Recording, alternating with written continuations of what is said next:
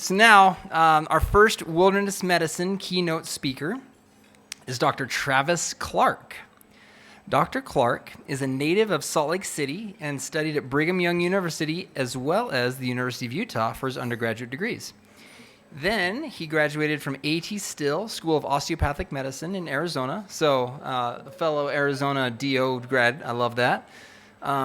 Currently, he is in his third year of residency at McKay Porter Family Clinic, Porter Family Medicine Residency here in Ogden. Dr. Clark has experience as a medic and a forest firefighter in the Forest Service, which is super cool. I'd love to do that. And he spent his time in the South China Sea as a flight surgeon in the Navy, so he's got a really cool perspective. When it comes to wilderness medicine, he pulls from his lifetime of experience in the Utah mountains, skiing, hiking, and climbing, along with his medical training. So, please welcome Dr. Clark.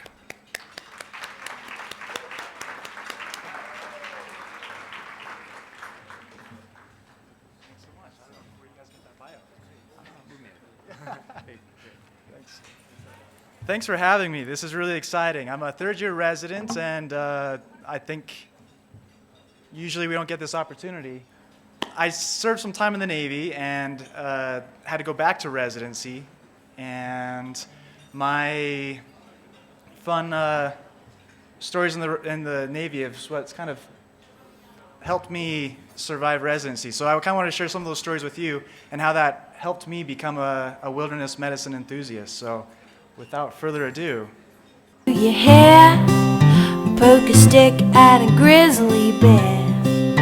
Eat medicine that's out of date. Use your private parts as piranha bait.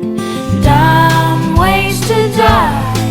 So many dumb ways to die. Dumb ways to die. So many dumb ways to die. Get your toast out with a fork. Do your own electrical work.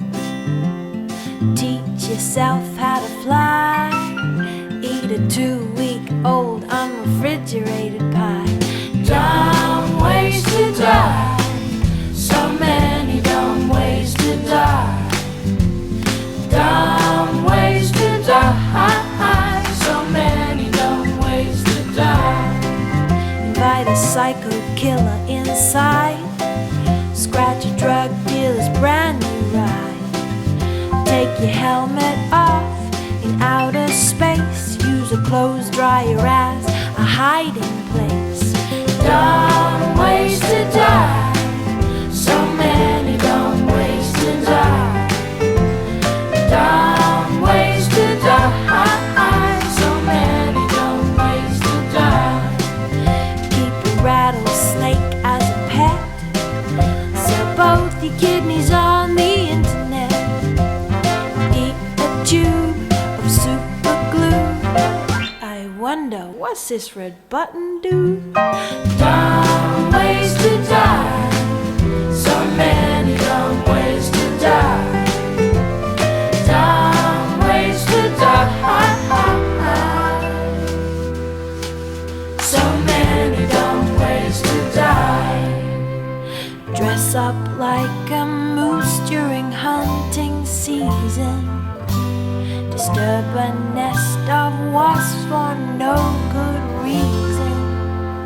Stand on the edge of a train station platform. Drive around the boom gates at a level crossing. Run across the tracks between the platforms. They may not rhyme, but they're quite possibly the dumbest ways to die. The dumbest ways to die. The dumbest ways to die.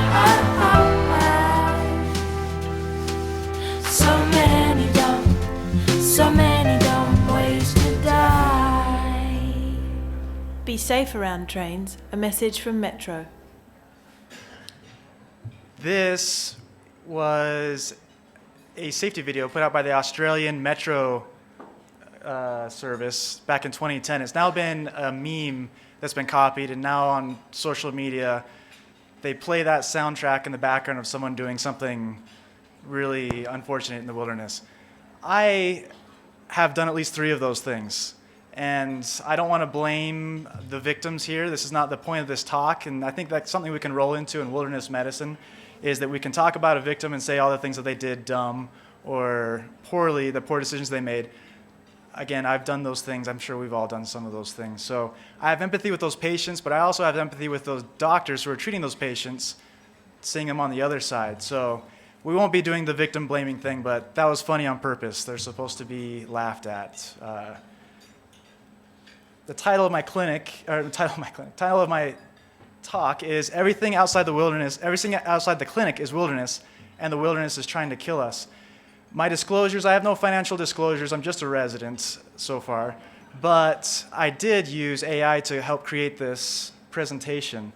Really, the only thing I helped create was this slide here. I actually typed in the title of my talk, and this is the picture that came out. It was pretty good.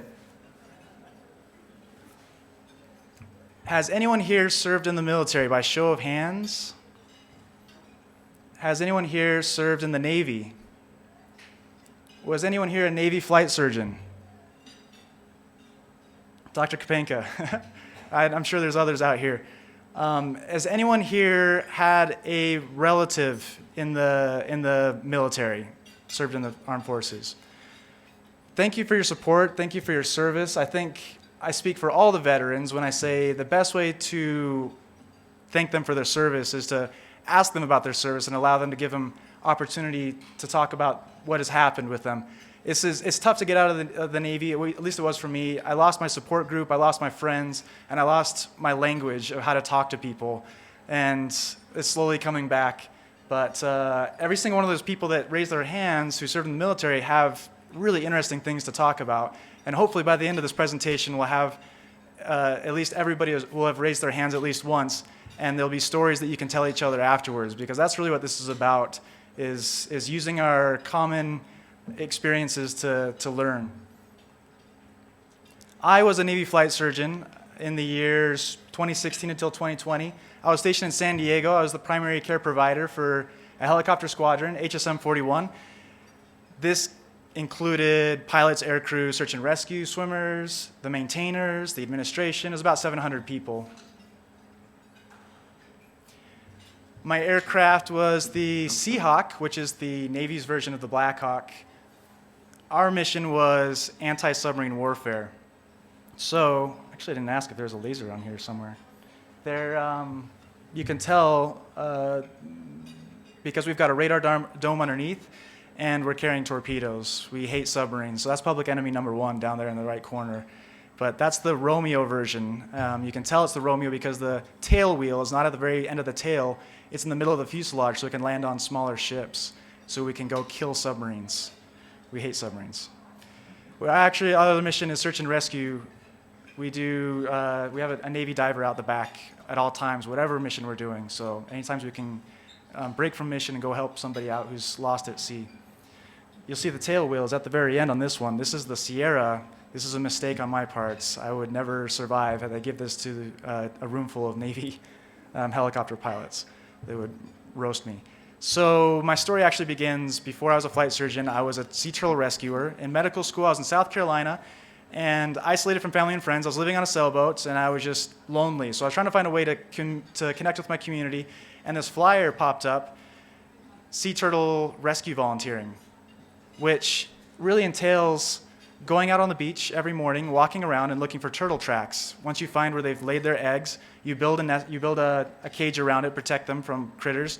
And then when they hatch, you all link arms and you shout motivational phrases at the turtles as they make their way to the ocean.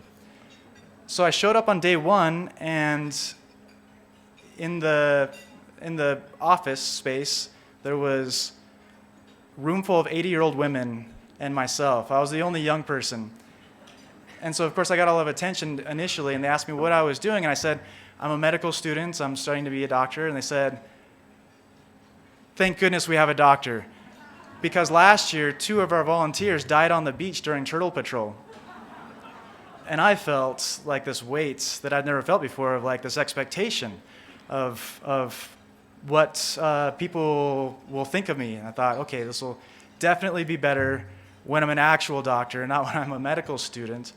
But it was the most stressful summer of my life, walking the beach. And now to this day, when I walk a beach, I still get this anxiety that someone's going to die, and I'm not going to be doing anything for them. Incredibly, no one died during that summer, but it wasn't because of anything that I did for them. This is a common scenario. So who here has been in some sort of scenario where, by show of hands, where they've said, is there a doctor in the house? Or on a plane, is there a doctor on board? Or something similar. Okay, who here has maybe not a medical provider, but been in a situation where they've heard asking for medical providers, if anybody? So this is something that was parodied by Bugs Bunny initially. In 1946, there was a cartoon where he said, is there a doctor in the house? And then the silhouetted person stands up and he says, what's up, doc? So this is an ongoing thing. This is a very common thing for our profession.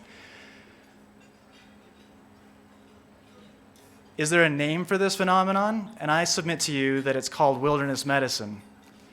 And let me give you why. This is not an overreach of my definition. I think this is actually applicable through the Wilderness Medical Society's definition. Wilderness medicine is medical care delivered amidst geographic challenges and or limited resources, i.e., everything outside the clinic is wilderness. You've got two choices at this point. You could either avoid the wilderness, never leave your clinic, never go outside to do fun things, or just never tell anyone that you're a doctor, or you can learn a little bit of wilderness medicine, as I've defined it, anything outside the clinic. So back to my training, the Navy actually does a pretty good job of training us to be prepared for a variety of things. In the year of postgraduate training, they actually put me through all these courses, and I had the ability to do one of 5 things. There at the bottom, I could have gone back to residency, finished my emergency medicine residency, which is where I started. I could have gone out and done it with the Marines. I could have gone on a ship, which is my personal nightmare. It's like a floating prison. There's nothing, and then, or you could go out with the SEALs, which could be fun, or you could do flight surgery. I was talking to my friend, he said flight surgery is the coolest job in the Navy. You got to learn to fly fixed wing and rotary aircraft. Everything that the Navy flies, you learn how to fly. And you're expected to maintain your flight status.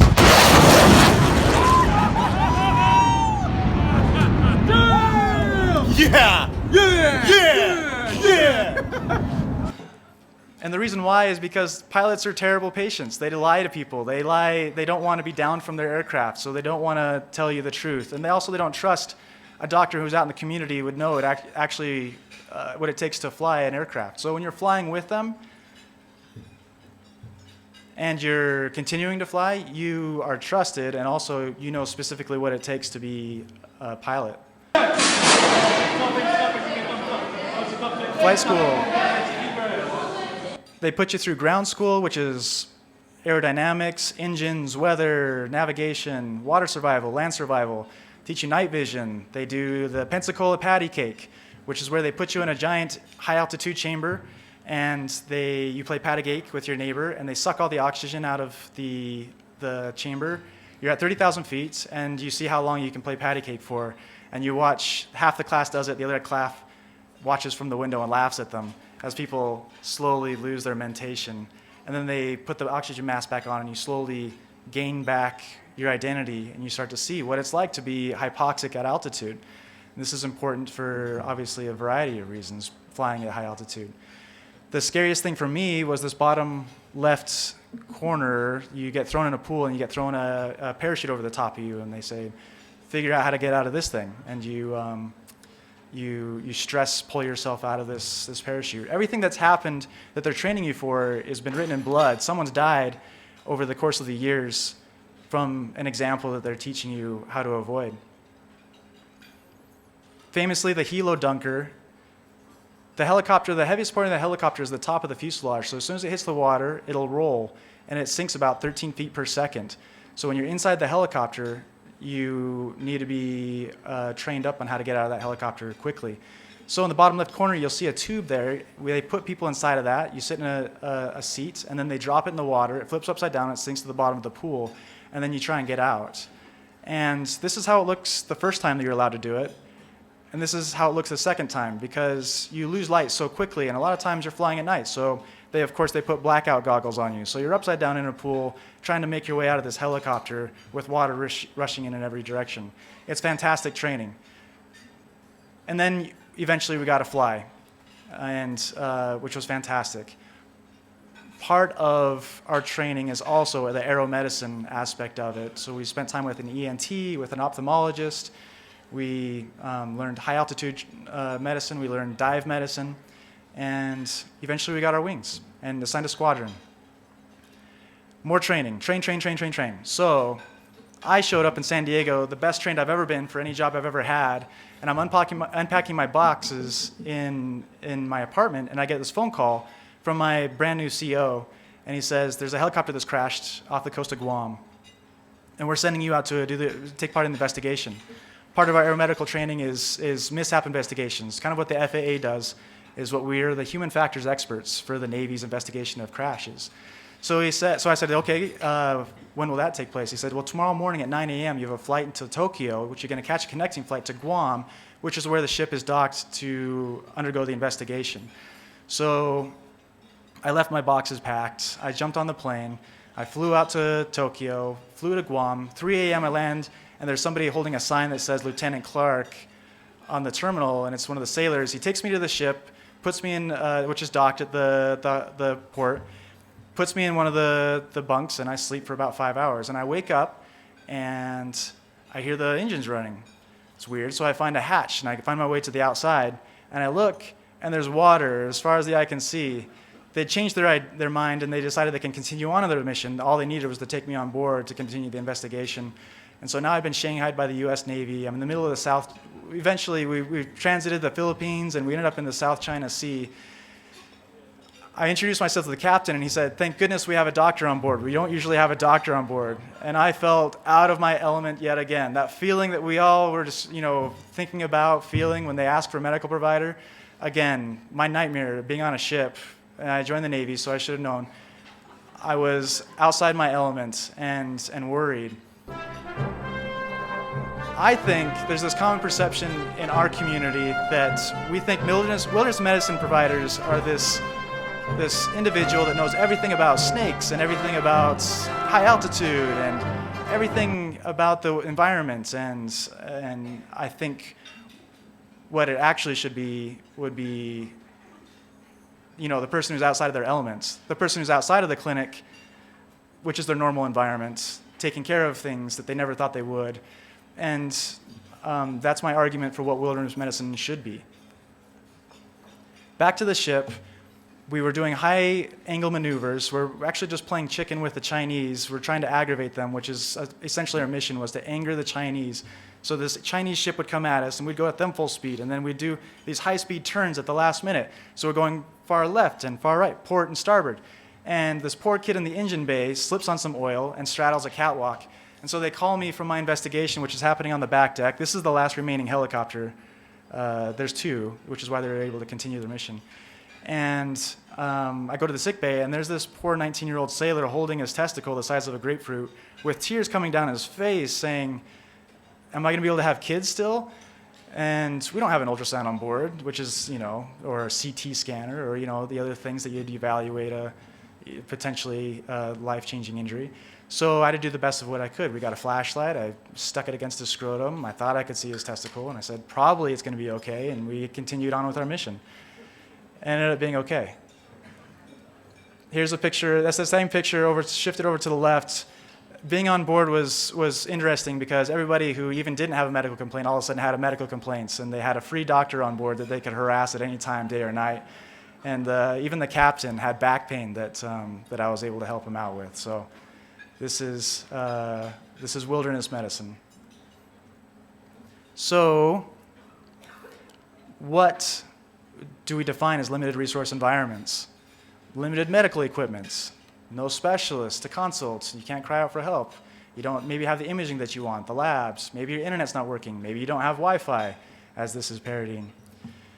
Some of you right now are saying, that's my clinic. I am working in a clinic with limited resources. Or maybe the time of day that you're working or certain during pandemic or whatever. Which brings me my big picture items. Here's some big picture things where you'd be working in those limited resource environments. a natural disaster. This is us doing training for CBRNE, which is chemical, biological, radiation, nuclear, and something else, training. Someone said it. So we're in full mop gear doing medical care, which is ridiculous, trying to listen to people's lungs while you've got your radiation suit on. So there's challenges that you wouldn't have thought of. So going through this training once in a while, wilderness medicine, might be helpful someday. Pandemic medicine, this is something we can all relate to. Practicing medicine in an area that you never thought you would practice, or with resources that you always thought you would have. And we're acutely aware of this. And then the niche, which is probably the thing that wilderness medicine gets blamed on most, is mountain medicine, which is also an austere environment, which has its own particular challenges, which if you're into outdoorsy stuff, medical stuff, then probably this would be a good hobby for you, which it has been for me. That's the big picture items. This is the little picture items. These would be things that probably, by and large, more of us will be responding to. Like you come across a car accident on the way home. A friend or family at a conference or at a party says, "What's this rash look like?" And you don't have, your clinic resources. Someone losing consciousness, like me about to, at the pulpit. Hopefully someone here would be able to help. Or like you're a sea turtle rescuer on the beach in South Carolina. These are just examples that, we've all been part of and we've seen in our lives. Therefore, you are all wilderness medical providers. You didn't have to take a course. You just by virtue of being a medical person, the public's going to expect you to have some level of care when you show up on the scene. Are you a doctor? Thank goodness there's a doctor here. And now you've got this responsibility, whether you like it or not. You can't hide in the clinic all day. You can't avoid the outdoors.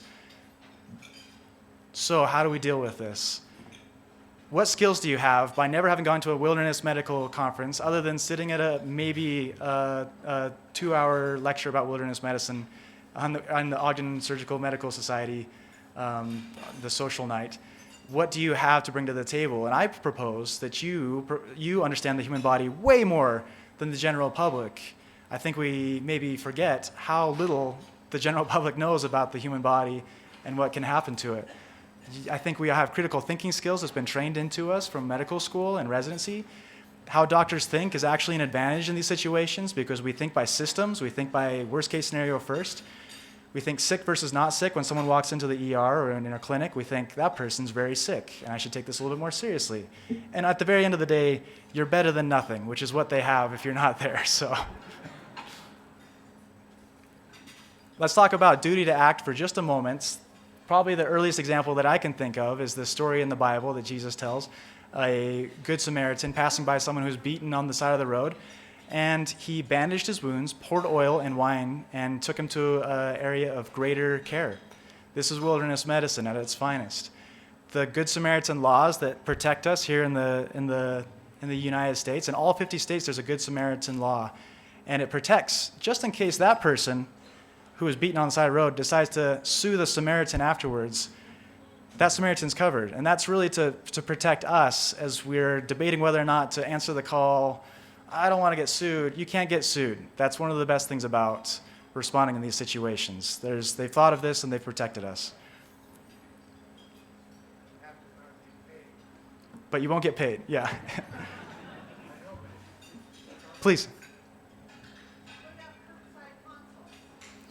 That's a little bit trickier, yeah. These are yeah. She said, what about curbside consults? These are more in, what was the phrasing of the law?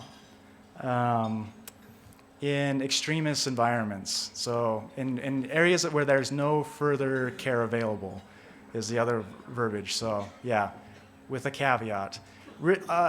Funny enough, Vermont is the only state to enact a law that says you have to act if you have medical training. Duty to act is the name of the law. So it goes beyond your moral dilemma. They'll charge you $100 if you are in violation. So I don't know, maybe it's worth it. It's not worth it. You should help people. That's my point. I want to shift here to the other half of my title, which is that the wilderness is trying to kill us and our patients. Back to the Navy. I'd just gotten back from this mini deployment on this destroyer, and I was at home. It's 10 p.m. I'm in my home getting ready for bed, and I get a phone call, and it's this emergency medicine provider in Phoenix, Arizona. And he says, I've got one of your sailors here, and I'm treating him for a snake bite, a gunshot wound, and a traumatic amputation. And while you're all trying to figure out how that all goes together in sequence, I can tell you why I got the phone call. It's because he was a search and rescue swimmer who needs to have air status. And anytime they go to the emergency room, any pilot or air crew goes to the emergency room, they're told, call your flight surgeon and make sure everything is run past them. So they had notified me. This young man, search and rescue swimmer, had just gotten back from deployment, and he went home to Phoenix, Arizona, and he was out in the desert looking for his favorite flower. So he says. It doesn't quite make sense to me. I think he was out there looking for peyote, really. But the point is, he had some garden shears with him, and because he's a Navy sailor, he had a gun with him as well. So he's out in the desert by himself looking for flower, and he put his hand underneath a bush and got bit by a rattlesnake. It lashed onto his thumb. He was able to flick it off, but now this young man in his emergency mind was thinking, how do I deal with the situation with the tools I have on hand? And he took out his gun and he decided to shoot his thumb off because he didn't want the venom to spread to the rest of his body. It didn't work all the way. His thumb was still holding on, so he took his garden shears out and crunched the rest of it off, and then got himself to the emergency room. When he got to the emergency room, the ER doctors tested him, and they watched him for a while, and they said, we have news for you. You don't have any venom in your system. And the sailor said, yeah, I know, because I took the venom and I shot it off my body. And they said, well, do you have your thumb? We could probably put it back on. And he said, no, I left it in the desert. I obviously don't want to put an envenomated thumb back on my body. You can see how this is a failure of wilderness medical education, because if he had any venom in his system, it would have gone there immediately. It's like giving someone an immunization. You can't suck that immunization back out. You can't tourniquet it off. So when I'm meeting with the sailor afterwards, I'm trying to figure out, and you're all feeling bad for the sailor, but really should feel bad for me who has to do the paperwork for all this, and figure out whether or not this guy can still be a rescue swimmer. So the Navy says, I called the Navy and I talked to them, and they said, all right, as long as it's not his dominant hand, he can still swim and he can still be a Navy rescue swimmer. So I said, are you right-handed or left-handed? And he said, I'm left-handed now. so he was able to stay in the Navy. It's a common myth, even with people that we're dealing with. You ask a patient, this has been actually studied by the Wilderness Medical Society, you ask a group of people what to do for a snake bite, and you're going to come across a lot of different answers. And a lot of this is our own fault. We've been giving different answers ourselves as medical providers for quite a while. So don't suck out the venom. Don't shoot off your thumb. So when I'm asking this search and rescue swimmer and his boss, where do you guys get your medical training from? Because these are guys who are going to be pulling people out of the water and treating them, as well as in the desert. We're search and rescue for the area. And they said, well, it's our medical director for the search and rescue. Okay, who's that? And they said, well, it's you. You're the flight surgeon, so you give us our medical training. And I thought, we should do some medical training. So we started doing these drills, and this is one of those practice scenarios where we had somebody out and we're picking them up. We were able to borrow a helicopter and go out to the desert and drop people off and pick them up. And it was really educational for me and really educational for the swimmers, because they weren't specifically taught how to deal with people in the desert who've been bit by a snake, obviously. So, again, more training. And this is, I think,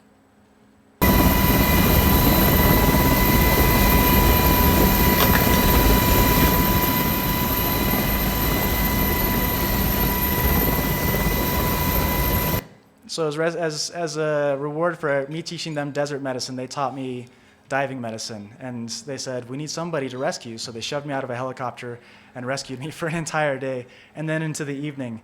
And it was a lot of fun, but I learned a lot about what they have to actually deal with out in their environments. At the end of the day, people don't know wilderness medicine. This isn't something that's taught to them as a regular course. Unless you take a course or you just happen upon something, really there's a lot of opportunity for teaching people. And I think not just doctors should know wilderness medicine, not just emergency doctors should know medicine, but every single patient should know a little bit of wilderness medicine. Here are a couple of the common myths from a paper written by an archaeologic journal. Ironically enough, medicine hasn't quite caught on to this lack of medical education, but it's really good. They talk about the 10 different myths that they described as what their archaeologic digs they find people do a really poor job of managing. I just put up 5 here. Snake bites, because we talked about snake bites. Tourniquets. To me, that's something that we've learned recently with the Iraq and Afghanistan war. Tourniquets are good. And before that, we kind of thought tourniquets were bad, and people would die because of that. Wound management is something that people actually do a pretty poor job at, and maybe we can help them out with that. C-collar, the number of times people show up in a C-collar in the emergency room without any good mechanism or reason, it's just because they think that's what we should do, or they strap them to a backboard or a tree or something crazy. That's also a new thing that we're trying to figure out how to tackle as far as a myth within the population. First aid kits, people are bringing all sorts of crazy stuff. The kitchen sink with them, and they're never going to use out when they're out and about. So there's lots of opportunity. And I think, here's my controversial opinion, that wilderness medicine, you could be out on the trail and resuscitating someone, and that's wilderness medicine. And that's what we think the Indiana Jones guy is. Wilderness medicine. I'm out there, I'm saving lives in the wilderness. I think it's much more common to have the opportunity to talk to patients about what they're going to do in the wilderness and be able to forestall maybe some of their common complaints. Additionally, this is the state of Utah. This is a heat map, and this is by color how long it takes to get to the hospital. The red is 7 hours, and you can see us in Ogden, there's areas of red not too far away from us. If you have a helicopter, it's a lot quicker, but a lot of times we can't fly a helicopter. A lot of places we can't fly a helicopter. This doesn't include calling for help, which this is a cell phone coverage in the state of Utah. The gray is where there's no cell phone coverage. Green is where doesn't matter which service you have, you'll have cell phone coverage. There's a lot of spotty stuff outside that green. And if you don't have help coming to you immediately, you're adding hours onto your time. And the point is, also well taught to us by the military, in the conflicts we've seen, when we started training our lay people how to give downrange care to people, basic wilderness medicine, we increased their survival by 90%. We extended that golden hour out. This is World War II, Vietnam, and this is Operation Enduring Freedom and Iraqi Freedom. Before my time, just briefly. Anyways, interesting. So if you really want to nerd out on wilderness medicine, you could go through all these certifications: wilderness first responder, wilderness EMT, advanced wilderness life support. People are coming up with stuff right and left. There's the Wilderness Medical Society. There's NOLS. There's fellowships. By the Wilderness Medical Society, you could get a fellowship. You could be an in-person fellow at a residency. The University of Utah has one. You can get these diplomas, diploma in mountain medicine. You can get a diploma in dive medicine. I've done several of these things just because I'm a nerd, and I really like the outdoors, and I thought it was a lot of fun. You don't need this stuff to be a practicing wilderness medical provider or to give advice to your patients, which is by and large where most of us are going to be practicing wilderness medicine. But it's available if you want to try and nerd out and do more cool stuff because it's your hobby like me. You have this available to you. In my closing remarks here, I just want to reemphasize a few things. One is, I hope everyone who walks out of the door here tonight thinks about my controversial statement that everything outside of the clinic is wilderness, and you're all already wilderness medical providers. So you might as well embrace it and learn just a little bit of wilderness medicine, whether it be how to treat a snake bite or how to teach a mountain bike coach how to treat his patients, his students, before they get some definitive care. You have translatable skills, which is to say, on a airplane, there's a reason why they're asking for a medical provider, and there's a reason why it usually is beneficial that we're there, even if it's just to calm everyone down and say everything's going to be all right. That somehow is a huge benefit to people. So not quantifiable, but it's true, which is why they keep asking for us. And then wilderness medicine, in my opinion, more than resuscitating someone on a hillside, is educating people. And I think really that's where the rubber meets the road. My controversial opinions and thoughts come from this guy right here, Rich Engelbretson. He is this is his crusade. And I think anything that I can do to be a part of what he does I think it's really exciting. Because, again, we're not Indiana Joneses out there. This is not an unapproachable field of medicine. This isn't just a hobby. This is applicable to all of us. It's applicable to all of our patients, and I think there's easy ways to go about getting involved. I'd be remiss if I didn't mention my two colleagues, my two friends who died while they were flight surgeons while we were serving. They both died one was deployed in Japan, and the other one was in training in Pendleton. And those are my references. Thank you for listening to my talk about wilderness medicine. Thank you for letting me talk about my military experiences. Is there anybody here who didn't raise their hand by raise of hands? We've checked that box. Everyone raised their hands. Please ask. You saw who raised their hands earlier, who were veterans. They've got great stories. If you've got some time tonight and you see them wandering around, please ask them about their experiences. I guarantee you they've got good experiences. Thanks again. Thanks for having me.